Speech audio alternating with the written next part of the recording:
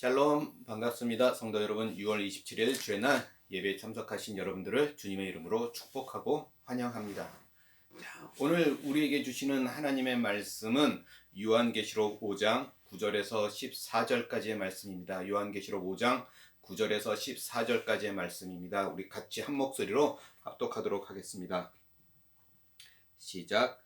그들이 새 노래를 불러 이르되 두루마리를 가지시고 그 임봉을 떼기에 합당하시도다.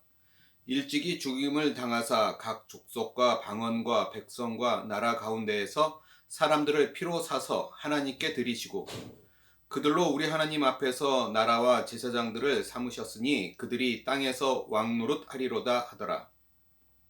내가 또 보고 들음에 보좌와 생물들과 장로들을 불러선 많은 천사의 음성이 있으니 그 수가 만만이요 천천이라. 큰 음성으로 이르되 죽임을 당하신 어린 양은 능력과 부와 지혜와 힘과 존귀와 영광과 찬송을 받으시기에 합당하도다 하더라. 내가 또 들으니 하늘 위에와 땅 위에와 땅 아래와 바다 위에와 또 그 가운데 모든 피조물이 이르되 보좌에 앉으신 이와 어린 양에게 찬송과 존귀와 영광과 권능을 세세토록 돌릴지어다 하니 네 생물이 이르되 아멘 하고 장로들은 엎드려 경배하더라. 아멘. 오늘은 우리가 읽었던 이 요한계시록 말씀을 가지고 어린 양이라는 제목으로 함께 은혜를 나누고자 합니다. 자, 오늘은 제가 말씀을 시작하기 전에 먼저 질문으로 말씀을 시작하려고 합니다. 혹시 여러분들은 예수님을 생각하면 어떤 동물이 가장 먼저 생각이 나십니까? 어떤 분은 마태복음을 보면서 유다 지파의 사자로서 왕이신 예수님을 생각할 수도 있고, 또 어떤 분은 마가복음을 보면서 소처럼 모든 것을 희생하시는 섬기는 종으로서 예수님을 생각할 수도 있습니다. 또 어떤 분은 요한복음 같이 독수리처럼 하늘에 속한 권능의 하나님을 생각하실 수도 있을 것입니다. 이렇듯 성경의 사복음서에는 각각의 특성들이 있고 예수님을 가장 잘 보여주고 있죠. 자, 사복음서 중에 참고로 누가복음은 인간으로 오신 예수님 인성을 강조하는 복음이죠. 그런데 저는 예수님 하면 어린 양이 먼저 생각이 납니다. 그래서 저는 오늘 어린 양이라는 제목으로 예수님에 대해 은혜를 나누려고 합니다. 성경의 구약과 신약을 통해서 나타나고 있는 어린 양, 바로 우리 주 예수 그리스도의 모습에 대해서 살펴보려고 합니다. 따라서 오늘은 성경 구절을 참 많이 찾아보게 될 것입니다. 그 중에서도 대표적인 구절로 오늘 본문 말씀을, 요한계시록 5장 말씀을 대표적으로 읽어본 것입니다. 자, 여러분, 성경 속에 진정한 주인공은 누구십니까? 여러분도 잘 알고 계시겠지만 바로 우리 주 예수 그리스도이십니다. 그래서 예수님께서도 친히 요한복음 5장 39절에서 이렇게 말씀하시죠. 너희가 성경에서 영생을 얻는 줄 생각하고 성경을 연구하거니와 이 성경이 곧 내게 대하여 증언하는 것이니라. 우리가 성경을 연구하면 연구할수록 성경이 예수님에 대해서 증언하고 있다라는 것을 알게 될 것이다 라고 말씀하고 있어요. 그래서 성경은 예수님에 대한 이야기가 가득하다라는 것이죠. 또 우리는 예수님이 나시기 전인 구약 성경에서도 우리는 예수님의 모습을 미리 발견할 수가 있습니다. 가장 먼저 어린 양이 등장하고 있는 에덴 동산으로 우리가 먼저 가보겠습니다. 저희가 몇 주 전에 살펴보았던 창세기 3장 말씀인데요. 거기 보면 하나님께서 사람을 사랑하시고 사람과 교제하기 위해서 사람을 자신의 형상대로 영광스러운 존재로 창조하신 장면이 기록되어 있죠. 그리고 아담과 하와에게 그들이 먹고 마시고 누릴 수 있는 모든 풍성한 것들을 값없이 허락해 주셨습니다. 또한 아담과 하와에게 이 모든 것이 하나님의 소유이지만 은혜로 주어진 것임을 보여주시고 또 하나님의 권위를 나타내는 선악과를 가장 잘 보이는 장소인 동산의 중앙에 두셨습니다. 그런데 아담과 하와는 그 선악과를 따먹고 하나님의 말씀에 불순종함으로, 그죠? 죄가 이 세상에 들어오게 되죠. 그 결과 아담과 하와는 영적으로 죽게 되는, 하나님과 교제가 끊어지게 되어 존재가 됐습니다. 또한 아담과 하와의 영뿐만 아니라 사실은 육체적으로 죽임을 당해야 마땅하지만 하나님께서는 다음과 같은 방법으로 아담과 하와의 생명을 구해 주시죠. 그리고 다만 에덴 동산에서 내쫓은 것을 우리가 볼 수 있습니다. 그 중에서 창세기 3장 21절을 보시겠습니다. 보면 이렇게 이야기하죠. 여호와 하나님이 아담과 그의 아내를 위하여 가죽옷을 지어 입히시니라. 여기서 가죽옷이라는 단어를 우리가 잘 주목해 볼 필요가 있습니다. 그러면서 우리가 또 로마서 5장 12절 말씀을 보면 이렇게 이야기하죠. 그러므로 한 사람으로 말미암아 죄가 세상에 들어오고 죄로 말미암아 사망이 들어왔나니 이와 같이 모든 사람이 죄를 지었으므로 사망이 모든 사람에게 이르렀느니라. 첫째 사람인 아담으로 말미암아 죄가 이 세상에 들어왔고, 그리고 그 죄로 말미암아 사망이 들어왔습니다. 그렇다면 그 사망이 최초로 임했던 대상이 누구일까요? 바로 그 죄를 지었던 아담과 하와도 아닌 짐승이었습니다. 아담과 하와에게 입혀졌던 짐승의 가죽, 그 가죽 옷은 바로 우리의 죄를 대신해서 피 흘려 죽으신 우리 주 예수 그리스도의 모습을 우리에게 보여주고 있는 것입니다. 아담과 하와가 입었던 짐승의 가죽 옷은 바로 죄악된 우리를 덮으시는 예수 그리스도의 의를 보여주고 있는 것입니다. 또 계속해서 창세기 4장에서 보시면 가인과 아벨의 제사를 보게 됩니다. 아벨은 양을 치는 사람이었고, 그리고 양떼의 첫 새끼들을 하나님께 제물로 드렸습니다. 반면에 가인은 땅의 열매 중에서 제물을 드린 것을 볼 수 있습니다. 이 이야기를 히브리서 11장 4절을 보시면 이렇게 표현하고 있습니다. 믿음으로 아벨은 가인보다 더 나은 제사를 하나님께 드림으로 의로운 자라 하시는 증거를 얻었으니 하나님이 그 예물에 대하여 증언하심이라. 그가 죽었으나 그 믿음으로써 지금도 말하느니라. 하나님께서 아벨의 제사를 받으신 것은 아벨에게 믿음이 있었기 때문이고, 가인의 제물을 받지 않으신 것은 가인에게는 믿음이 없었기 때문인 것을 우리에게 말씀해 주고 있습니다. 자, 이 말씀은 하나님께서는 은혜를 상징하는 어린 양의 피는 받으셨지만 인간의 노력, 종교적인 행위를 상징하는 땀과 노력의 곡식과 열매는 받지 않으셨습니다. 구원이 사람의 노력에 달려 있지 않고 오직 어린 양의 피에 달려 있다라는 진리를 분명하게 우리에게 보여주고 있는 것입니다. 역시 이 모든 말씀들이 성경의 주인공이신 예수 그리스도를 가리키고 있는 것입니다. 또 우리는 창세기 22장에서 자신의 유일한 아들을 번제 제물로 드리기 위해 갈보리 산에 오르고 있는 한 아버지의 모습을 우리는 볼 수가 있습니다. 이 갈보리 산은 모리아 땅의 산들 중 하나인데 바로 여기서 이삭이 우리 예수님의 모습을 잘 보여주고 있는 것이죠. 그리고 우리는 신약에서 하나님 아버지께서 예수님을 화해의 제물로 드리시기 위해서 갈보리 산에 오르는 모습을 볼 수 있습니다. 창세기 22장 7절 8절 말씀을 보면 이렇게 기록하고 있습니다.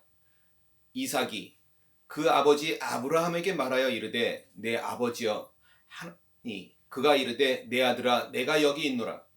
이삭이 이르되 불과 나무는 있거니와 번제할 어린 양은 어디 있나이까. 아브라함이 이르되 내 아들아 번제할 어린 양은 하나님이 자기를 위하여 친히 준비하시리라 하고 두 사람이 함께 나아가서, 여기서 보시면 이 아브라함은 매우 의미심장한 말을 하고 있습니다. 바로 하나님께서 자기를 위하여 어린 양을 준비하실 것임을 예언하고 있는 것이죠. 또 이어서 13절, 14절 말씀을 보면 이렇게 이야기합니다.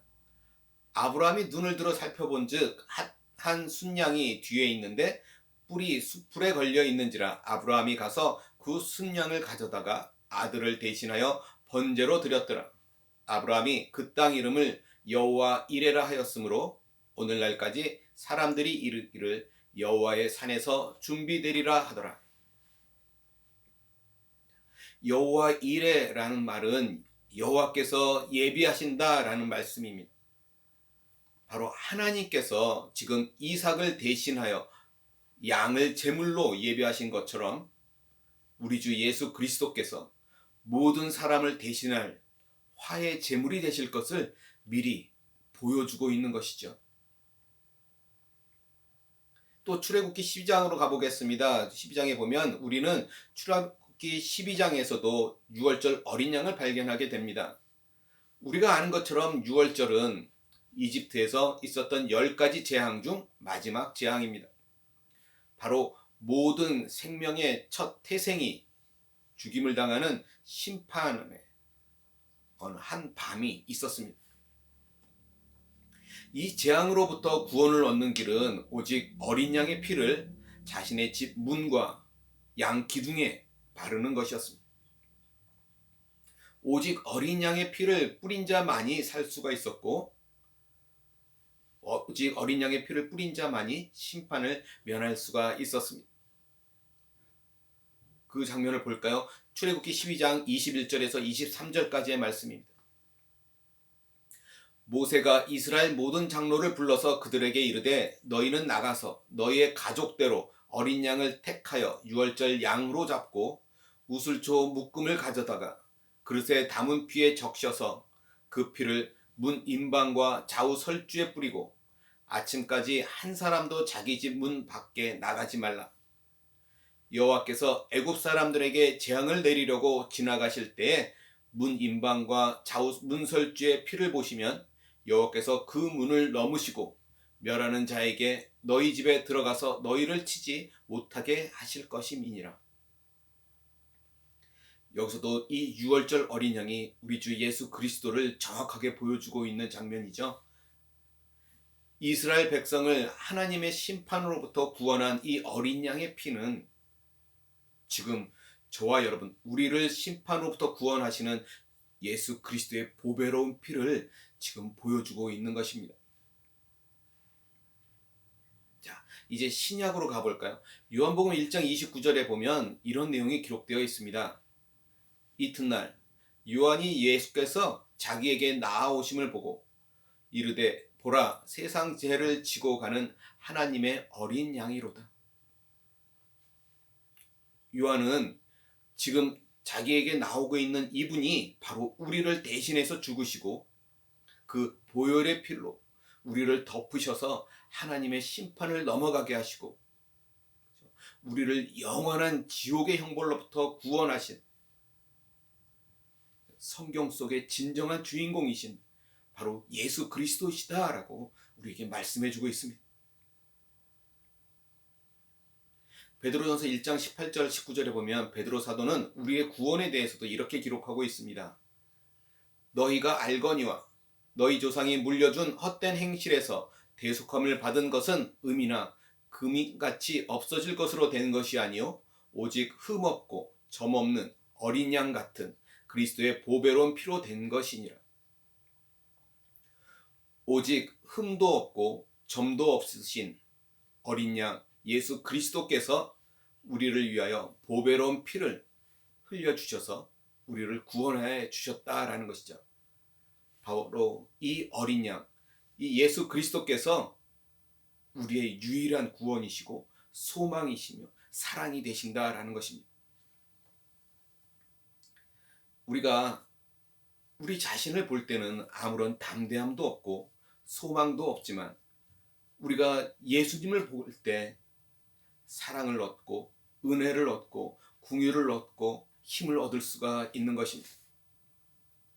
내가 아무리 어렵고 힘든 상황 가운데 있을지라도 우리가 어린 양이신 그리스도, 십자가에 못 박히신 그리스도를 바라보게 될 때 우리의 모든 문제는 감사와 평안으로 변하게 될 것입니다. 사랑하는 성도 여러분, 우리가 아직도 세상의 것들을 바라보고 있다면, 아직도 나 자신만을 바라보고 있다면 이제 눈을 돌이켜 하나님의 어린 양을 보기를 소원합니다. 요한계시록에 나타난 예수님의 가장 두드러진 이름이 무엇이라고 했습니까? 바로 어린 양이십니다. 예수님께서는 이 땅에서만 어린 양이 아니시고 하늘에서도 여전히 어린 양이심을 우리가 볼 수 있습니다. 오늘 우리가 읽었던 본문 요한계시록 5장 13절에서도 왕자에 앉으신 어린 양께 장엄한 찬양을 드리는 광경을 볼 수가 있습니다. 다시 보실까요? 이렇게 얘기하죠. 내가 또 들으니 하늘 위에와 땅 위에와 땅 아래와 바다 위에와 또 그 가운데 모든 피조물이 이르되 보좌에 앉으신 이와 어린 양에게 찬송과 존귀와 영광과 권능을 세세토록 돌릴지어다 하니, 모든 곳에 지금 예수 어린 양에게 찬송과 존귀와 영광과 권능을 돌릴지어다 라고 고백하고 있습니다. 또 요한계시록 19장 7절에서도 신랑이신 예수님과 신부인 교회의 혼인잔치가 보여지고 있는데 그 혼인잔치의 이름이 바로 어린 양의 혼인잔치이죠. 볼까요? 이렇게 기록합니다. 우리가 즐거워하고 크게 기뻐하며 그에게 영광을 돌리세. 어린 양의 혼인 기약이 이르렀고 그의 아내가 자신을 준비하였으므로. 그죠? 어린 양의 혼인잔치입니다. 또 요한계시록 21장에서는 새 예루살렘의 영광을 보여주면서 예수님을 우리에게 보여주고 계신데 21장 22절 23절 말씀입니다. 이렇게 말합니다. 성 안에서 내가 성전을 보지 못하였으니 이는 주 하나님 곧 전능하신 이와 및 어린 양이 그 성전이심이라. 그 성은 해나 달의 비침이 쓸데없으니 이는 하나님의 영광이 비치고 어린 양이 그 등불이 되심이라. 새 예루살렘에서 우리의 성전은 바로 우리의 어린 양이신 예수 그리스도가 되신다라고 말씀합니다. 또 새 예루살렘에는 해도 달의 비침이 필요 없을 정도로 너무나 영광스럽게 빛이 나게 될 것인데 그 빛이 바로 우리의 어린 양이신 예수 그리스도이신 것이죠. 또 계시록 22장 1절에 보면 수정 같은 생명수의 강이 어디로부터 흘러나온지를 보여주고 있는데 보시면 또 그가 수정같이 맑은 생명수의 강을 내게 보이니 하나님과 및 어린 양의 보좌로부터 나와서. 사랑하는 성도 여러분, 우리가 영원히 찬송할 제목이 있다면 그것은 바로 우리의 어린 양이신 예수 그리스도의 십자가의 보혈과 또 부활의 공로일 것입니다. 우리가 천국에 들어가게 됐을 때 저와 여러분들 우리의 몸은 다 변화되어서 영광스러운 몸을 입게 될 것입니다. 더 이상 질병이나 고통이나 늙음이 없는 하늘에 속한 찬란하고 영광스러운 몸을 우리가 다 입게 될 것입니다. 그러나 바로 그때 우리는 또 한 분을 보게 될 텐데 영원히 상한 몸을 가지고 계신 한 분이 계실 것입니다. 그분의 손과 발에는 여전히 못자국이 있을 것이고 그분의 옆구리에는 여전히 창자국이 있을 것입니다. 예수님께서는 그러한 고통과 수치의 자국을 여전히 갖고 계실 것입니다. 왜냐하면 바로 그러한 표시들이 어린 양께서 저와 여러분, 우리를 사랑하신 사랑이 어떠한 것인지를 영원히 보여주게 될 것이기 때문에 그렇습니다. 우리는 이제 장차 고생과 수고로 가득한 이 세상을 떠나 우리의 본향 하늘에 갈 것입니다. 우리가 하늘을 소망하는 이유는 우리를 사랑하셔서 자신의 생명을 주신 어린 양께서 그곳에 계시기 때문입니다. 우리의 어린 양이 되신 주 예수 그리스도를 바라보며 오늘도 힘차게 한 걸음씩 그 어린 양의 발자취를 따라 걸어가시기를 주님의 이름으로 간절히 소원합니다. 오직 우리의 삶에 진정한 참 소망이 있다면 예수 그리스도이심을 우리가 기억하시고 온전히 예수님의 자녀로, 예수님의 그 보혈로 구원받은 백성답게 살아가는 저와 여러분들이 되시기를 주님의 이름으로 간절히 소원합니다. 우리 기도하시겠습니다. 사랑과 은혜가 많으신 하나님, 오늘 우리에게 허락하신 귀한 말씀으로 어린 양에 대해서 우리가 살펴보았습니다. 죄 많은 영원히 죽을 수밖에 없는 우리들을 하나님이 자신의 피로 그 보혈로 씻어주시고 또 하나님의 자녀 삼아주신 그 하나님의 사랑이 또 그 하나님의 긍휼과 그 은혜가 오늘 우리들의 삶 가운데 차고 넘침을 감사드립니다. 오늘 우리의 삶을 통해 하나님 영광스럽게 그 보혈과 그 부활의 찬송 살아갈 수 있도록 하나님 도와주시옵소서. 하나님, 우리가 아직도 세상의 것에 눈을 두고 있다면 하나님, 이 시간 우리가 하나님만 바라볼 수 있도록 우리의 마음을 주장하여 주시옵소서. 그래서 하나님의 어린 양을 바라보며 그 힘차게 살아가는 복된 삶이 될 수 있도록 하나님 도와주시옵소서. 하나님, 우리의 힘으로 능히 감당할 수 없지만 하나님이 우리와 함께 하시므로 우리가 능히 감당할 수 있을 줄 믿습니다. 우리의 삶이 힘찬 능력이 있는 삶을 살아갈 수 있도록 우리 모두를 축복하여 주시고 인도하여 주시옵소서. 감사하며 우리 주 예수 그리스도를 받들어 간절히 기도드리옵나이다. 아멘.